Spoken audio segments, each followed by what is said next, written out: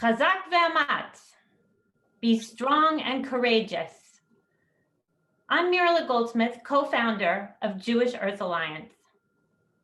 The next 100 days have the potential to be a breakthrough moment for action on climate change. When we started planning this event, we knew that it would be an uphill climb, and we needed to prepare ourselves. But we had no idea that we would be meeting a few days after the horrific attack on our democracy that took place last week, and during a vote in the House on supporting the invoking of the 25th Amendment. I'm so grateful that we are here tonight. As you sit at home in front of your computer, take a moment now to feel the presence of so many others who share your passion and commitment. Together, we can do this. Please go to the chat box now to introduce yourself and tell us where you're from. Phil Arignano will be hosting the chat and can answer any questions that you may have. We'll be closing the chat during the panel discussion. And then when it's time for your questions, I'll let you know that it's time to put them in the chat box. Before we move on, I just want to thank all the sponsoring and co-sponsoring organizations that helped to put this program together. And especially the wonderful colleagues who worked with me to develop this program. So let's get started. Rabbi Nina Beth Cardin is a leading teacher and activist in the faith and environment movement. Just last year, she co-authored the conservative movement's Teshuvah, or Jewish legal opinion, on the Jewish imperative for sustainable practices, which was unanimously adopted by the conservative movement's Committee on Jewish Law and Standards. Now she's the co-founder of the Maryland Campaign for Environmental Human Rights, devoted to creating a state constitutional amendment that will codify the right to a healthy environment. Rabbi Nina Beth Cardin. Thank you, Mirala. And thank to all the co-sponsors of this. I am glad to be here. And as you said, these are auspicious times, and it is good to be together to gain strength from one another. I want to share a Hebrew phrase that's the foundation for all that we'll be talking about tonight. A phrase that speaks to the sacredness of the work we dedicate ourselves to, yet a phrase that very few of us have heard of. And that phrase is Yishuvo Shel Olam. Actually, you know what I'm going to do? I'm going to, for those of us who are visual learners, see if I can put that in the chat. Oh, can I get it to everybody? There we go. Yishuvo Shel Olam. Judaism teaches that there are two interrelated ethical rubrics that guide our living rightly on this earth. One is tikkun olam, repairing the world, the call for us to be in right relationship with one another, the call to pursue social justice and equity and prosperity for all. Most of us know this phrase. It's been a calling that has inspired American Jewry for decades. The other rubric is Yishuvo Shel Olam. It means establishing the world, creating a habitable world, making the world a place where life can thrive. Yishuvo Shel Olam is a call for us to be in right relationship with the earth. It refers to the fact that we are God's partners in carrying forward a stable, fertile, and regenerative world, like the one formed to creation. It teaches that it's up to us to protect and care for a world in which life of all kinds can recreate themselves day after day, year after year, as they did for all the generations before us, and as they were designed to do for all those who come after us. So as Tikkun Olam is the call to be in right relationship with each other, Yishuvo Shel Olam is the call to be in right relationship with the earth. And the two, of course, are essentially integrated. As Liberty Hyde Bailey wrote over 100 years ago, one does not act rightly towards one's fellows if one does not know how to act rightly toward the earth. And this concept of Yishuvo Shel Olam is not new. It comes from the prophets. Isaiah wrote, "The earth was not created for chaos. It was formed lashevet, for living, for life." Rashi, the great 11th century commentator on the Bible, explains that lashevet here means lihiot asukim b'yishuvo shel olam, that we are called to be engaged in yishuvo shel olam, that our task is to ensure the ongoing establishment of the world so that we might take the awesomeness of God's creation and build from it a vibrant society and leave an even better world for those who come after us.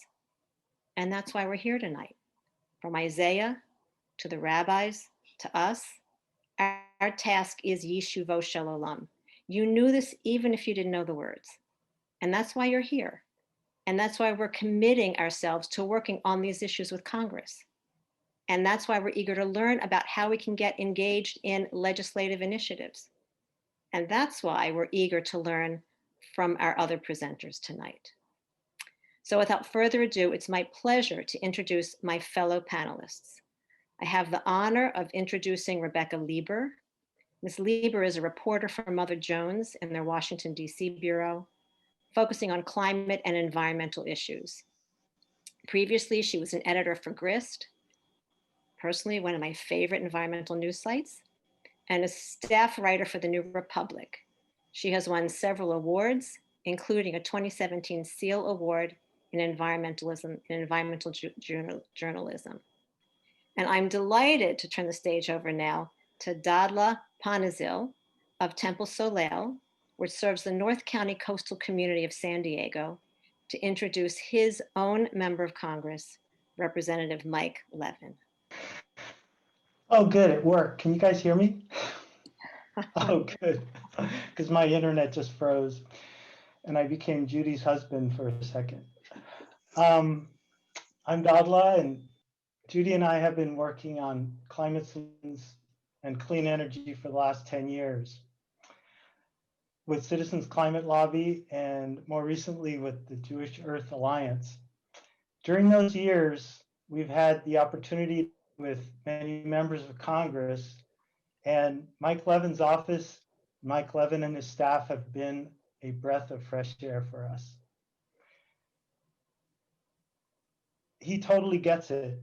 He knows it's real, it's urgent. He knows we've caused it and we can fix it. There are solutions.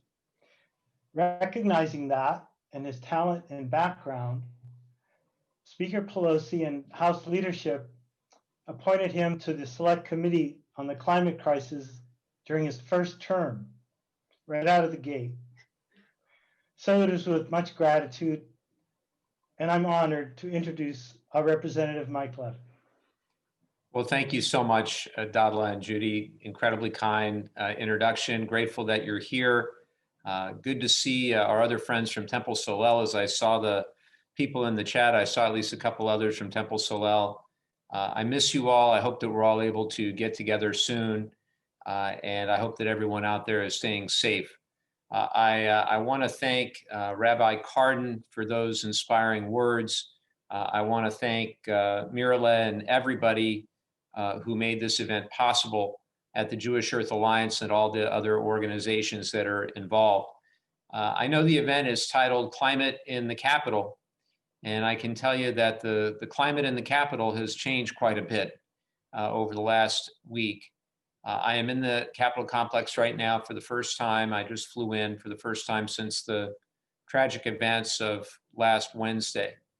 And the first thing that I want to just briefly say is want to offer my condolences to the family and the loved ones of the Capitol police officer who was tragically killed during the attack here at the Capitol, as well as the family and loved ones of the Capitol police officer who took his own life in the wake of the event, and then the family and loved ones of the others who passed away here as well. You may know what we're doing right now in Washington, D.C. If you haven't turned on any other channel, we are tonight voting on the 25th Amendment, sending the Vice President a resolution stating that he must invoke the 25th Amendment to remove President Trump from office because of the clear and present danger that he is posing to the nation right now. Inciting an insurrection in the Capitol against a co-equal branch of government, something I never thought I would see. And then, assuming he does nothing, that Vice President Trump does not take, or Vice President Pence does not take action on the 25th Amendment, tomorrow we're going to be voting to impeach President Trump for the second time. It's not something that I take lightly. It's not something that my colleagues take lightly. I can tell you it's not what we wanted to be doing right now. Many of my Republican friends and colleagues are talking about healing and uniting. And I would just offer that we can't have healing and unity unless we have accountability. And unless the people that were responsible for fomenting this terrorist attack, this insurrection on our most important citadel to democracy that I get to work in each and every day, truly an incredible honor to get to work in this historic complex. If we don't hold them to account, if we don't make a firm and strong stand for democracy, then I don't think that oath that we took just a couple weeks ago was worth much. On the other hand, I hope that I'm actually encouraged by some of the statements that I'm seeing, and you're probably seeing them too in real time, with some Republicans finally standing up to this president in the wake of this awful, awful attack on the Capitol. Now, I think it's important to very briefly just frame where we are in terms of climate legislation. You may have noticed that on Wednesday, we had this unbelievable tragedy, this unprecedented attack. But just a few hours before, we were in a celebratory mood because we had just won these two consequential Senate races in Georgia, with Reverend Raphael Warnock and John Ossoff becoming the new senators-elect from the great state of Georgia. With that, of course, it gave us a 50-seat majority in the United States Senate, with Vice President-elect, soon-to-be Vice President Kamala Harris, casting the tie-breaking vote. What that means is that through a process known as budget reconciliation, with a simple majority, we're going to be able to get a significant number of things accomplished. Obviously, there's a direct impact on things like confirmation of Vice President Biden's cabinet, soon-to-be President Biden's cabinet, the ability to move forward with judicial nominations, but also on big items, including climate, including infrastructure, including healthcare, and many other items. We're going to be able to move forward on that budget reconciliation process.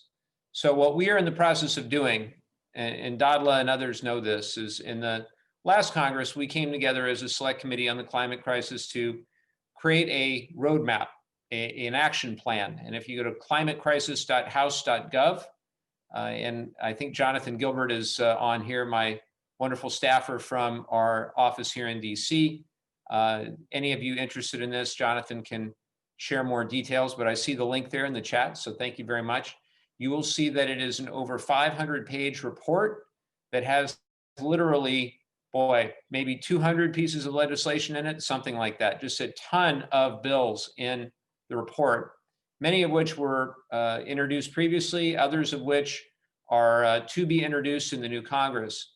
But it's that foundation, it's that roadmap. And the way things work in Congress is you've got a lot of different people with pieces of the climate crisis because of how broad of an issue it really is. You've got, for example, the committees that are involved, everything from transportation and infrastructure to energy and commerce to science, space and technology, natural resources. Pretty much every committee in Congress is involved, even Ways and Means with the tax credits and so forth that we need to get a lot of these projects off the ground.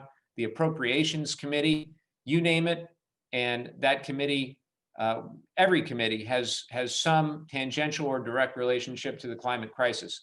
So what we try to do as a select committee is pull all the resources together, and we did that.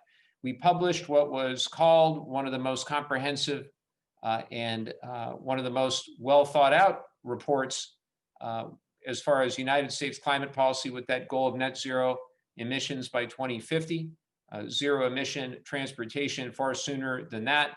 And I encourage you to check out all the details of that report.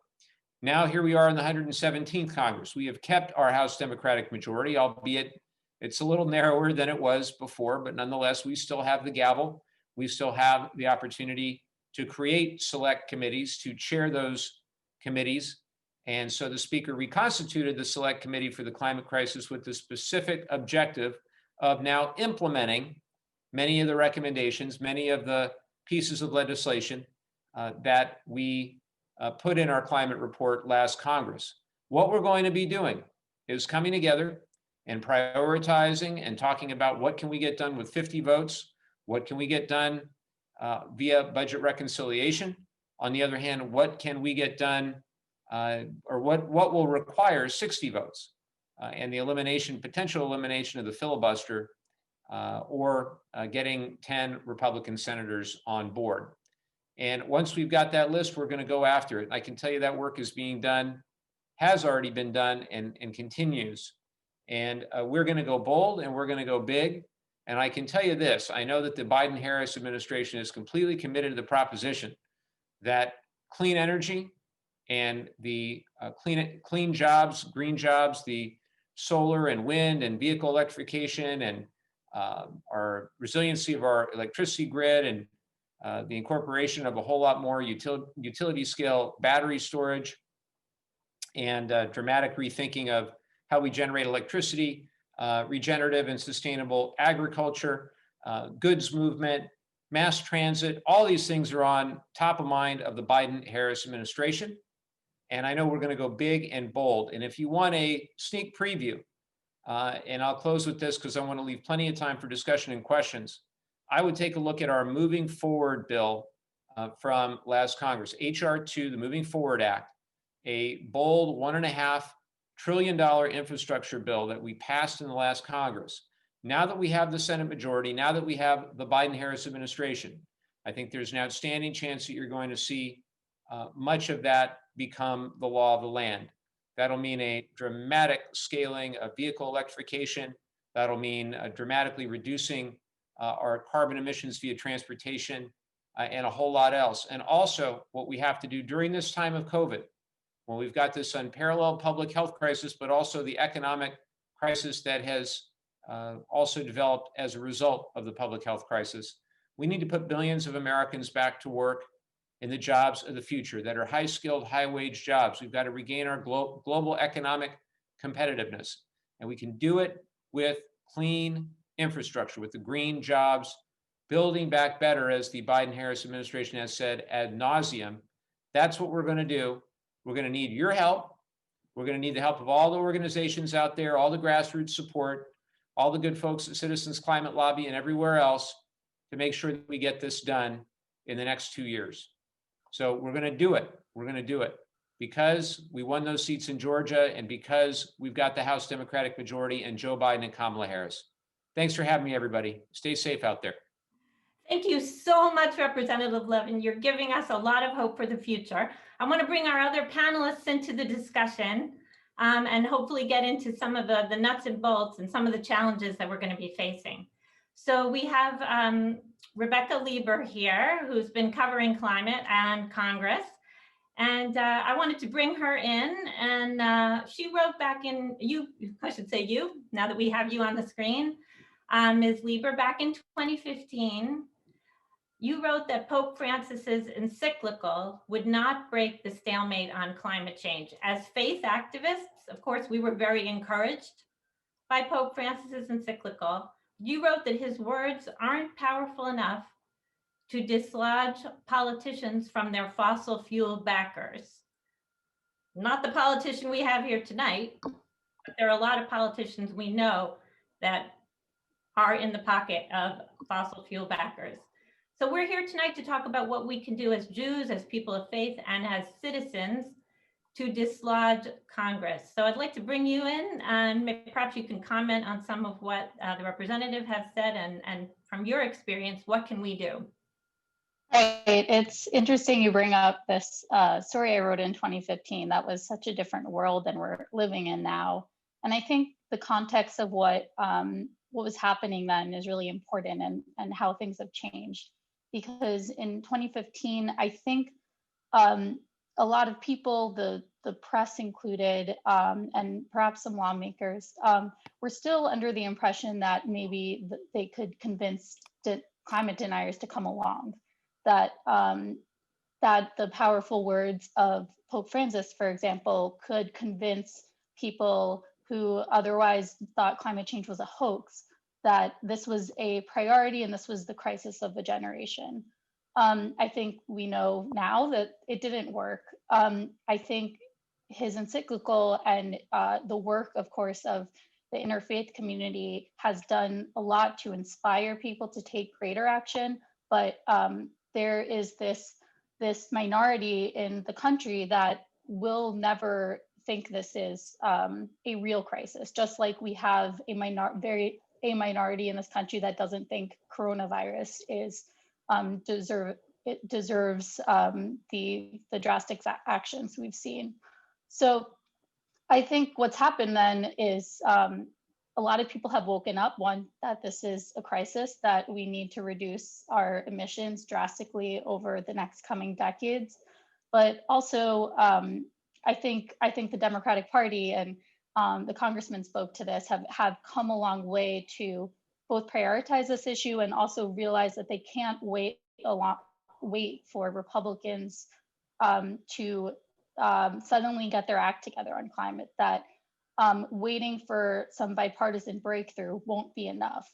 And that's where you see things like the select committee that is finding ways to move policy forward. In some cases, it with Republicans, that there might be some room for bipartisan compromise, but it's not something Democrats are counting on. And as far as what I think people can do, it's coming at a really interesting moment because we're seeing just how broken parts of our political system are with the violence the last week. So I think when it comes to climate action, what's really important, one thing that has made a huge difference is pressuring Congress, pressuring lawmakers to not just think climate change and speak out on climate change being a concern, but to prioritize it. I think that has made a huge difference for the Democratic Party. We saw in the 2020 election that climate went from something perhaps on a long list of concerns for Democratic leaders to one of the top concerns, to something that deserves a select committee, that deserves to be moved forward on in the first 100 days of the Biden administration. So I think groups that are mobilizing to pressure Congress to prioritize climate, that goes a long way. But I also want people not to forget that state and local action matters a lot too, and getting involved in your community to look at what states are doing on climate, what cities are doing, because the federal level has actually been looking to states as a model and an example. So when we see dozens of states and cities around the country pledge to go 100% renewable energy, that becomes both a case for Congress taking greater action and also a model for how to do it. So I think it's important not to forget that piece of things as well. And finally, I think what's important is in engaging people, and this can feel a little trite of how to, I guess, engage your neighbors, engage your friends on an issue like climate. But I think we see now more than ever, unfortunately, trust in our institutions are at historic lows, and that includes, as a member of the media, it unfortunately includes the media. And I think when you think about what inspired you to take action on climate and on environment, and thinking about how to communicate with others, perhaps in ways that might reach them, that something like New York Times op-eds or speeches might not inspire them. And I think that goes beyond just looking to taking a hike or some of the more traditional things we think about the conservation movement, but also learning about where the pollution is coming from in where you live and who it's affecting, because we know that it's affecting communities of color disproportionately, just as the COVID crisis has. And I think the more knowledge we have of how how the effects of climate won't be felt easily, I think that kind of information can really empower people to do more. Wow, that's a great intro to Rabbi Cardin's work. I want to bring her in here now to talk a little bit about your experience. And you're a spiritual leader and an activist. You've been involved in politics for a long time. You're involved at the state level. How has, what have you learned that can help us to be effective advocates with Congress? Well, one of the things that I learned, which is what you're demonstrating tonight, is the religious community is organized. One of the things that's the hardest thing to do when you motivate people is figure out how do you corral them, how do you organize them. And the religious community is organized. It's got a great communication system, so you can get the message out. So first of all, just use the fact that we are already a pre-existing organized structure, which is great. The other thing is, while the faith community hasn't fallen as far in trust in the public mind, we're not always as high as we would like to be. Nonetheless, and Congressman Levin could confirm this, but from what I see in Maryland, in our local legislators, the faith leaders, the faith representatives who go and speak to our legislators, say that faith leaders really make an impact. Faith leaders and the youth make a great impact on legislators. And we also have youth, in the faith community. So we're not seen as having an axe to grind. We really do, when we go in with full faith, seem to be serving a higher cause. And legislators hear that, right? It's not for our financial gain, and it's not because we have a particular dog in the fight.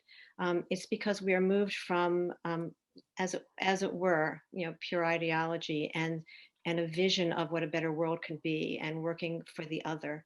So we should be honest to that. We should be faithful to that vision, and we should use that vision, and we should take the youth with us. And I think there's one other thing that we bring that others might also bring, but not always. That is, we don't just do environmentalism. We are environmentalists. It is who we are. That our belief in caring for the earth as a way of caring for each other is written into our DNA.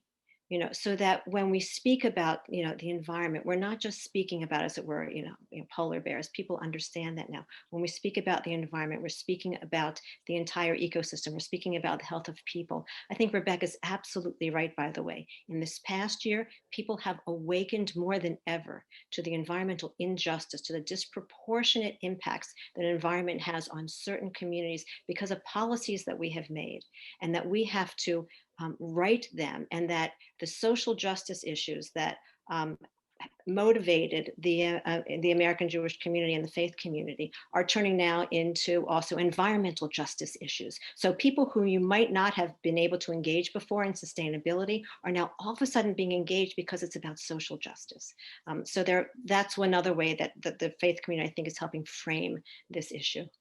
Okay, I'm going to kick that to Congressman Levin in a minute to talk about environmental justice. But in the meantime, we're going to open the chat. So if people have questions, you can start putting them in there. We're obviously not going to have time for all of your questions, but we'll try to get to at least a few of them. Congressman Levin, environmental justice is obviously a tenet of faith for many of us. And it's been heartening to hear that President-elect Biden understands that we need to address the impacts of past and future policies on frontline communities and communities of color.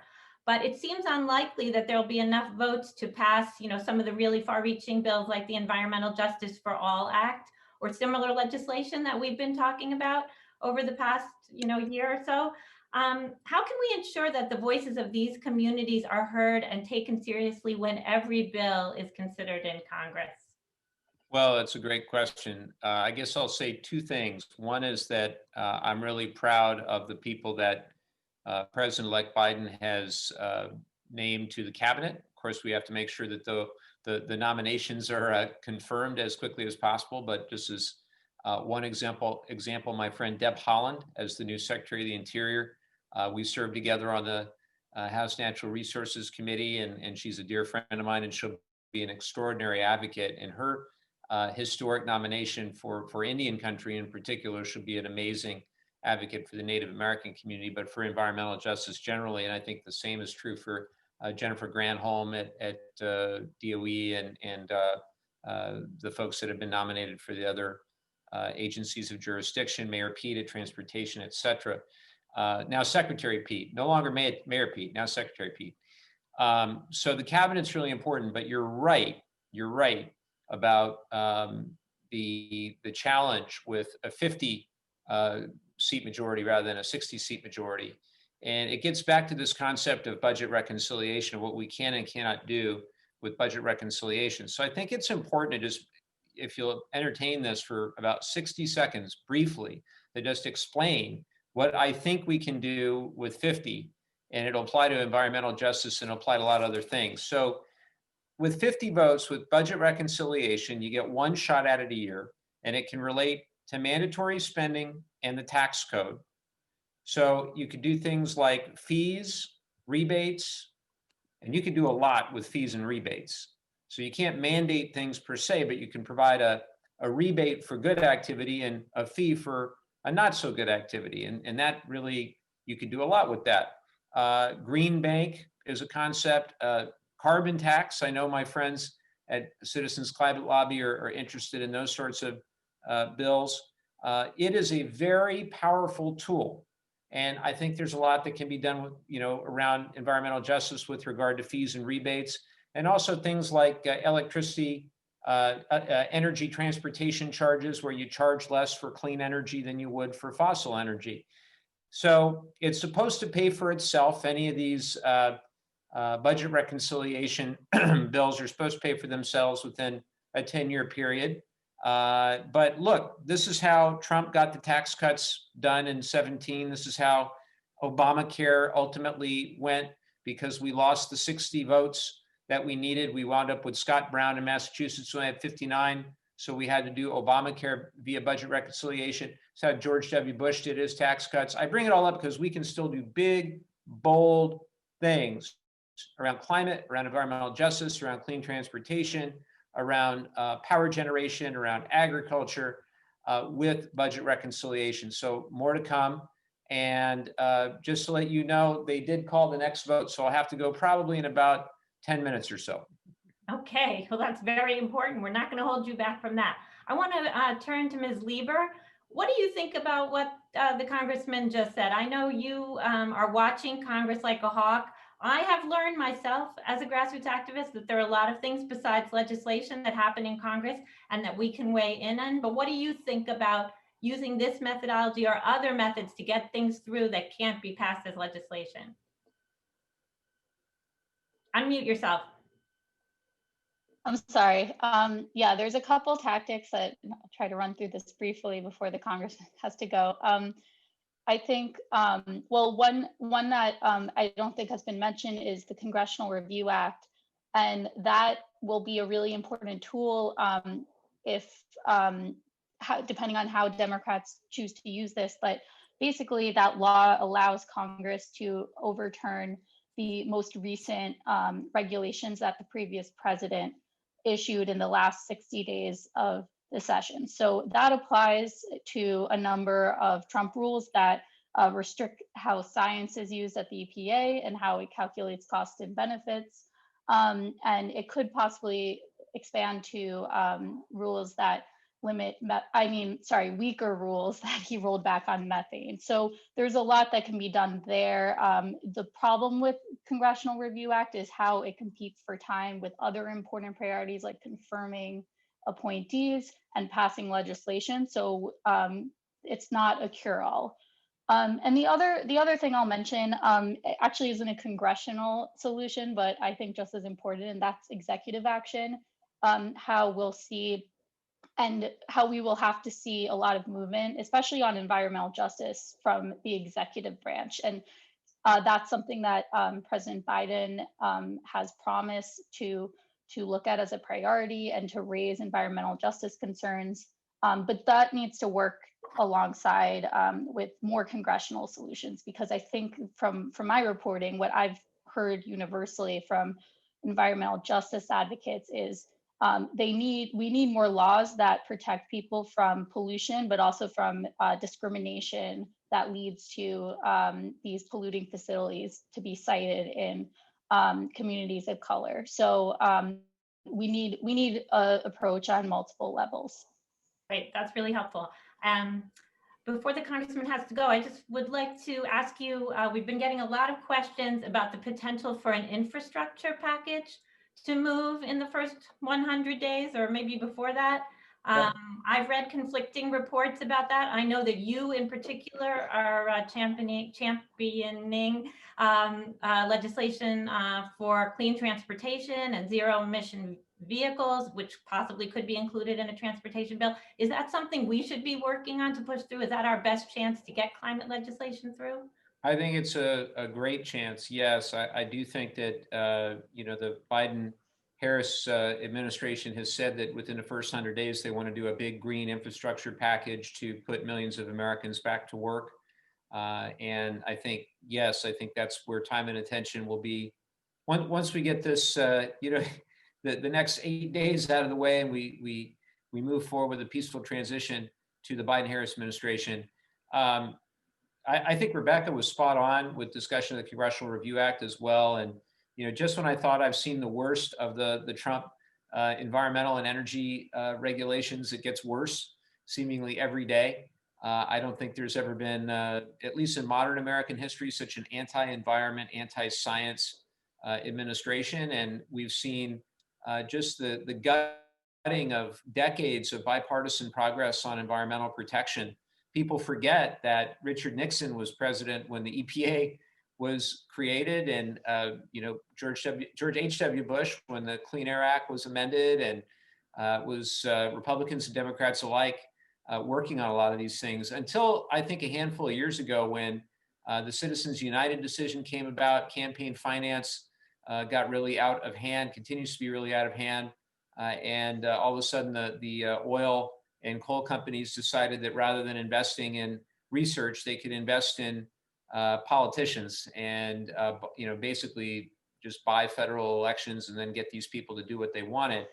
And that's been an effective strategy. I hate to say that, but that's exactly what has happened. So I bring all that up because Congressional Review Act does give us a window to try to do something to unwind some of the more egregious recent executive actions. And I know that Jonathan, who's on this Zoom from my team, has done a close look at a lot of this. And we had even a piece of legislation to try to unwind it all in one fell swoop that we've been working on and discussing with the Biden-Harris administration. But make no mistake, it's all systems go come January 20 with regard to big green infrastructure bill, and then using the Congressional Review Act and using budget reconciliation to whatever extent we can. And we are going to have to get through Joe Manchin of West Virginia, Senator Manchin. West Virginia, as you know, still likes coal. And I think we need to move on from coal towards cleaner sources of energy. And so he's going to be now the impediment. Mitch McConnell was the impediment. Now it's Joe Manchin. I'd rather have Joe Manchin as the impediment than Mitch McConnell. All our ideas went to die in the McConnell graveyard previously. So we'll work with Senator Manchin. We'll get a lot of things done. We'll put millions of Americans back to work, and we're going to dramatically reduce our greenhouse gas emissions with your help. You gave us a great reminder that we have to work on democracy along with climate change, that the two go together. One is not going to work without the other. Before you go, I just have to ask you my one personal question. Can you tell us about a time when citizen activists like us, grassroots activists, have made a difference in what you have done in your work in Congress? Well, you make a difference in what I do every day. We compile all of the correspondence that we get on all the different topics that we get. I personally see a ton of it. I respond myself to a ton of it, and our team responds to all of it. And I can tell you that it matters. It really matters.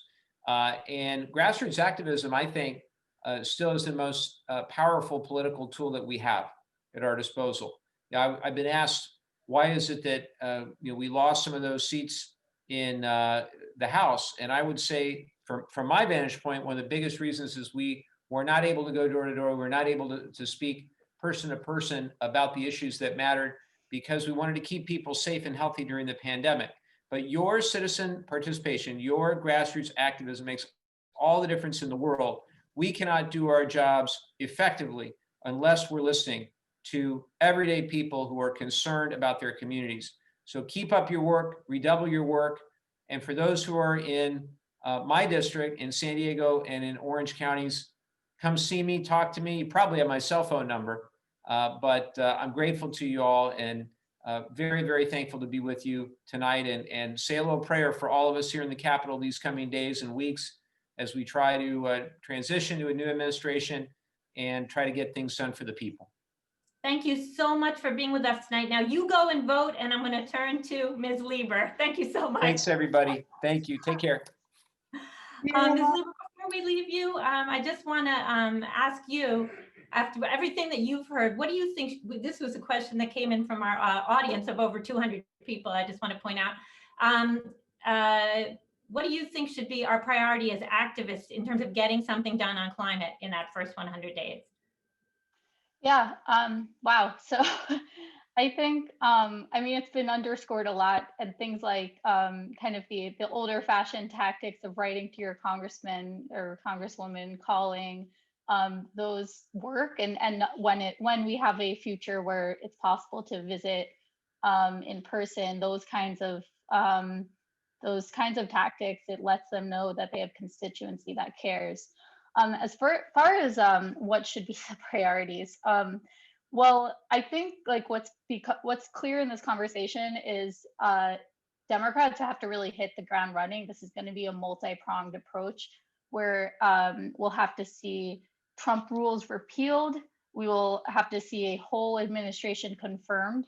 And Congress at the same time has to address a terrible economic crisis, a COVID crisis, and also push forward on climate. So that's a lot. I think in the early days, some of the priorities that will be a big focus, and I think opportunities for climate to be a big part of that discussion is a relief and stimulus package. Now that Congress will probably be taking another look at this. We saw in the surprisingly bipartisan package just passed at the end of the year, we saw a lot of agreement on climate change and in providing more funding for infrastructure, providing more money for research in various climate solutions, and addressing a few long needed budget gaps when it comes to environmental priorities. So that when we see another round of those stimulus talks, I think is where we're going to see a ton of opportunity around basically like a Green New Deal stimulus that both rescues our economy, but also positions us to a lower carbon future. And I think what you see within that are priorities that look at electrifying buildings, which are a huge source of our carbon emissions, cleaning up our electricity sector, and cleaning up our cars. Those, I think, are three major planks that we will see Democrats have to move on, and were big planks of President Biden's platform. I'm sure there's a lot I'm missing here, but I think that stimulus package will be a big focus. I think moving out, we talked about other priorities, environmental justice, and possibly there's been talk of a national clean energy standard, which would be a first, but sets an actual floor for states to reach where we, because right now it's been state by state, there's been very little kind of cohesion here, and a national clean energy standard could be a game changer in raising the bar for our climate action. So I think there's a huge suite of policies that you could kind of take what interests you, but looking at how this will fit into and intersect with all of these other priorities that Democrats will be moving forward. Because I think when you look at climate solutions, they often do intersect with priorities like boosting democracy, like improving turnout for voters, and COVID relief. I think there's a lot of opportunity where these all intersect.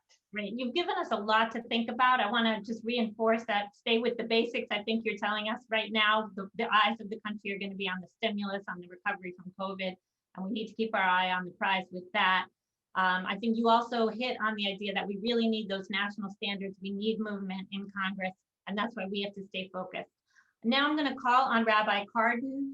You can respond to what you've heard. You can sum up, give us our spiritual charge, and after Rabbi Cardin speaks, we're going to hear from Phil Arignanu from Dayenu, who's going to talk to us about action steps that we can take tonight, and how we can also access information from all of our sponsoring organizations to stay involved over the coming months. So let me turn it over to Rabbi Cardin.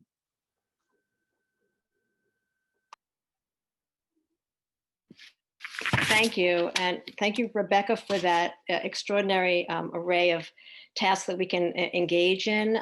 Sometimes it's overwhelming. So a couple of things, our tradition says, lo alecha hamalacha ligmor, it's not up to us to finish the job, but we have to get engaged. So just choose the issue that most excites you, what you're most passionate about, that you feel you have the most capacity to handle, and engage in that. And as many of us, I think, sometimes get frustrated, our own representatives might already be supportive of the positions that we want to legislate for, advocate for. They need to hear from us anyway.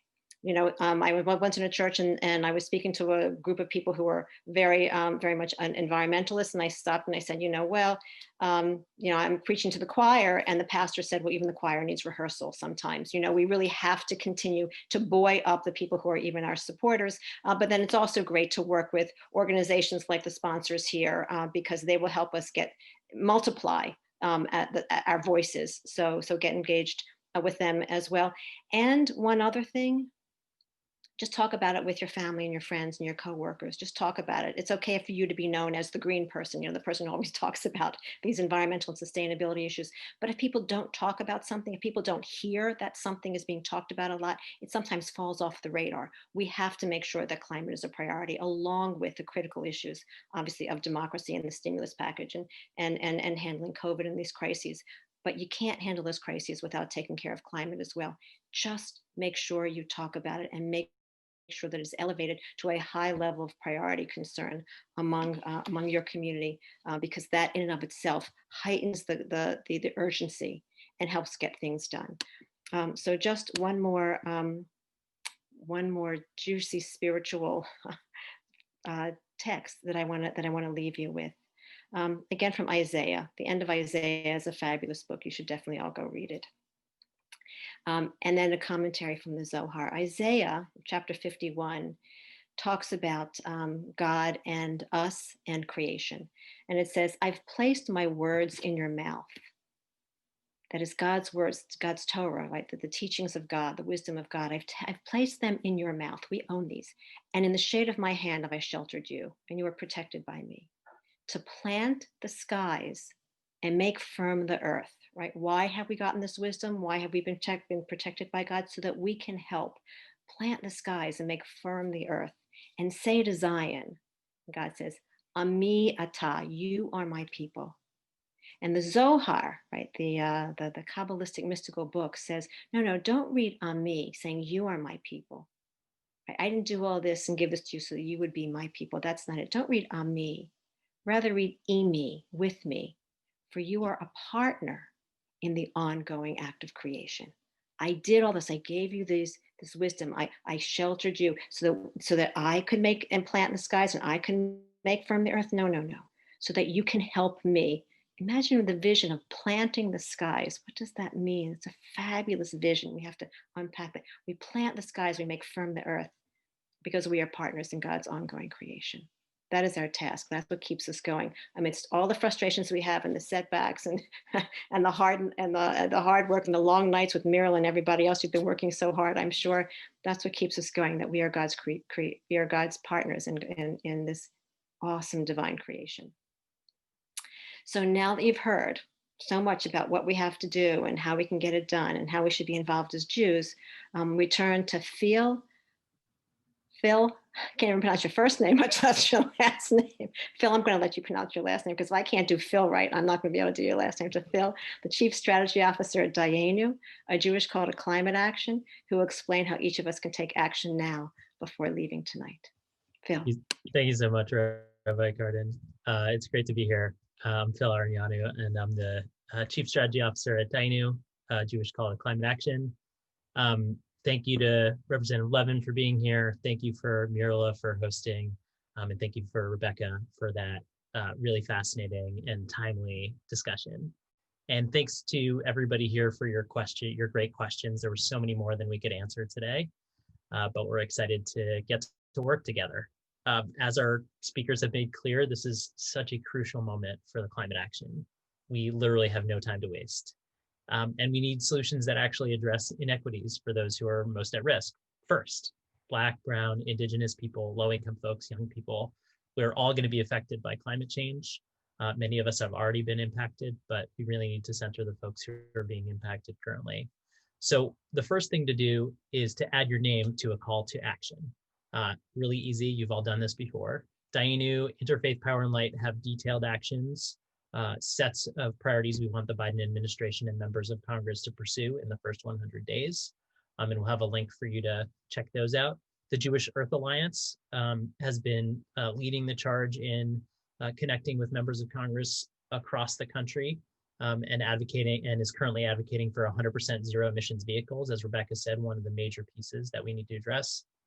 And our friends at Chazon are advocating for climate smart food policy in the next administration. So check out those actions. We've compiled a list of action alerts. You know, adding your name to a call is just the start. In order to move towards a 100% clean energy economy and build a just and equitable country for all, for generations to come, we'll need to do much, much more. Once the COVID threat has passed, we'll need to get out in the streets. And even before that, we'll need to meet with our members of Congress. We'll need to talk to our friends. It's time to make our voices and the voices of the Jewish community heard. Add your name, sign up for one or more of our organizations, stay in touch, and continue to take action throughout the 117th Congress. So with that, I want to thank you all for joining us. We're going to close out the evening with a little bit of music and some slides, so you're welcome to stick around. I want to wish everybody a Laila Tov, good night, and we will see you next time.